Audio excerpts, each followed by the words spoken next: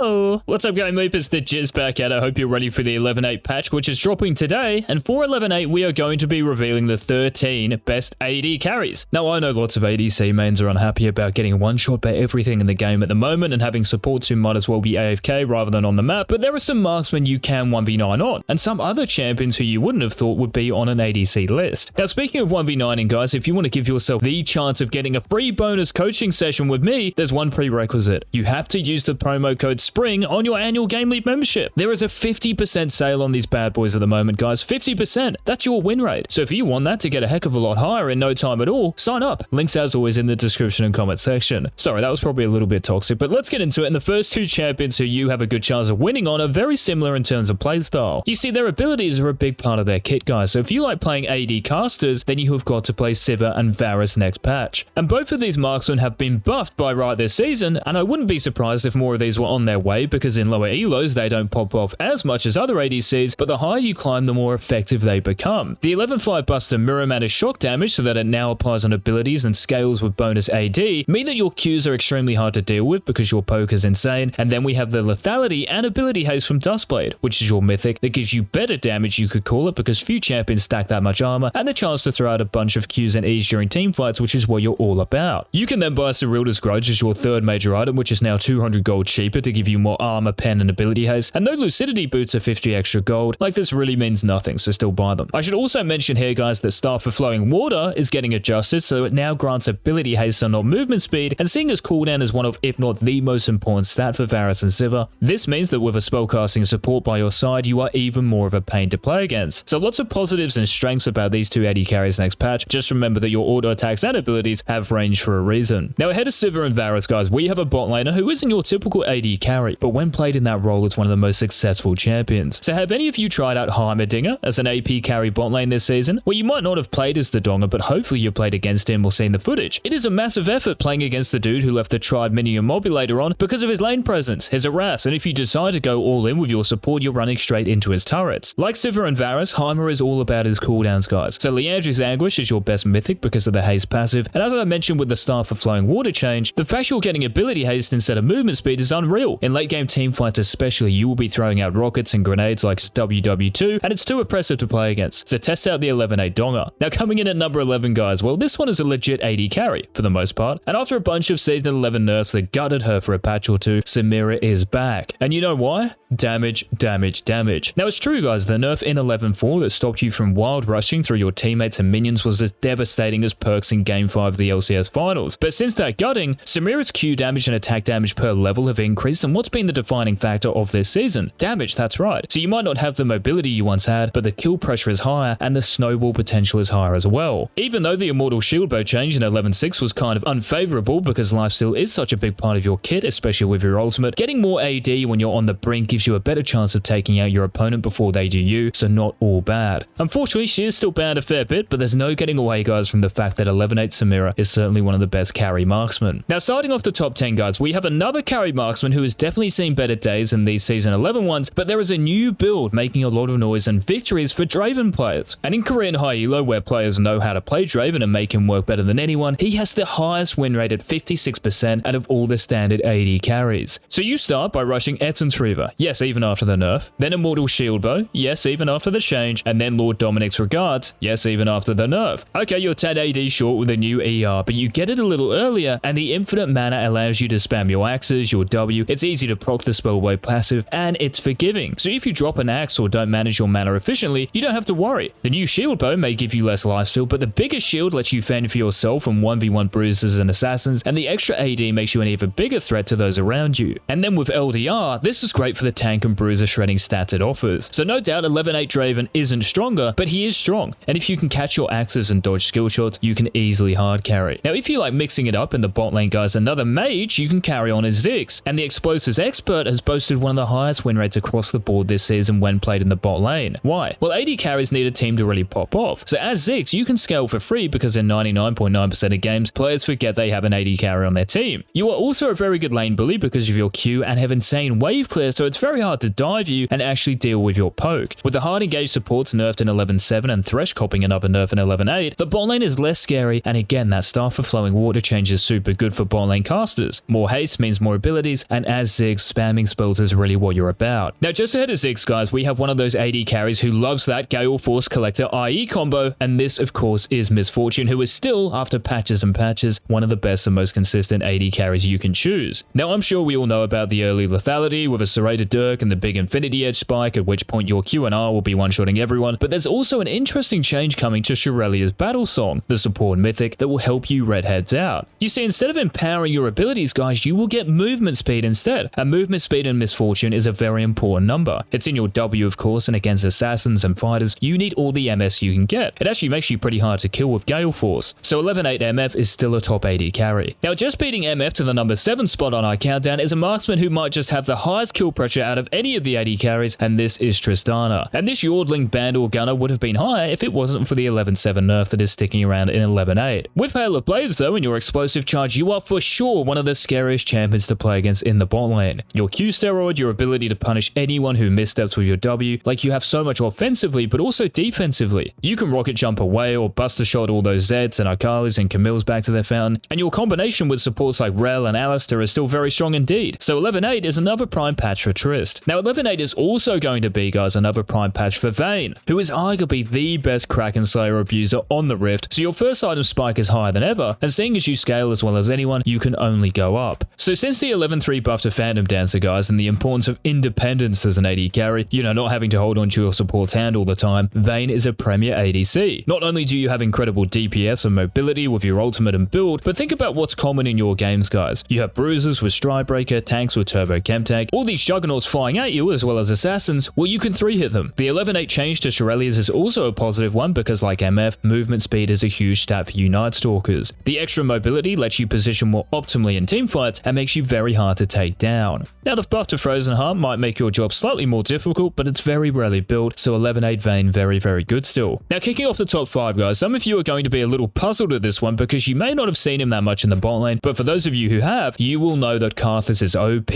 as an AP carry. So much so that you Karth mains are boasting close to a 60% win rate in high elo. You're very similar to Ziggs, right? It's just way easier to make work and it works more. You have a bit of harass with your Q, you have excellent wave clear with your Q and E, a bit of peel and setup with your W, and an ultimate that hits everyone. So no matter how far you fall behind in some games, your presence will still be felt, and with the lead, well it's just GG. With the haste and tick damage from Leandries and then the extra haste from your support Staff of Flowing Water in 11.8, Karthus is one of those champions you see in champ select and you go, why do I have to verse this champion? Now just ahead of Karthus guys, we have the best assassin AD carry of the bunch. I probably shouldn't even say AD carry because she really isn't. So yeah, coming in at number 4 guys is Kai'Sa, who is not only the most popular champion on the Rift at the moment, but also one of the best. Despite copping a nerf to your Q in 11.4 and R in 11.7, you still have enough damage and killer instinct to nuke enemy squishies and solo carry games. You see, even if Riot increase your R's cooldown again guys or nerf your Q's damage again, you have so much innate damage in your kit still with your passive, and mobility and survivability with your E's movement speed and ultimate's dash and shield, that you're always going to be successful on Kai'Sa. And nothing will change in 11.8. We also released the ultimate Kai'Sa guide yesterday on this channel, so if you want mechanics, tips, tricks, builds and everything else, go check it out. And that also reminds me to remind you to check out the GameLeap website guys for not just the Challenger courses, guides and videos, but also for the 50% sale on our yearly memberships. This is lasting only for the next 2 or so days, and that's it. So get in there before it runs out, promo code DOUBLELIFT to check out. I mean spring, not double lift, spring is the code. So the top 3 11.8 AD carries guys, coming in at number 3 is another one of those who makes full use of that Gale Force Collector and IE combo, and this is Jhin, who still hits harder than any other AD carry. Now you don't have to go IE as your third item, you can go Rapid Fire Cannon if you feel you need the range against a particular team comp, but whatever you decide guys, you have a good a chance as any to perform and carry on Jhin. And maybe the reason for this is because Jhin has not been touched in Season 11. He is one of the few AD carries to not get nerfed, and as I'm sure you're all aware, Jhin has been a top tier ADC since the new shop dropped at the end of last year. You have wave clear, you have setup, you have mobility, you have range, and of course you have damage. And next patch, you will be able to throw out more of this with Enchanter supports building the new Staff of Flowing Water, which will give you ability haste during fights, and who doesn't want to throw out more grenades and roots on the Virtuoso? So 11.8 Jhin guys is still OP,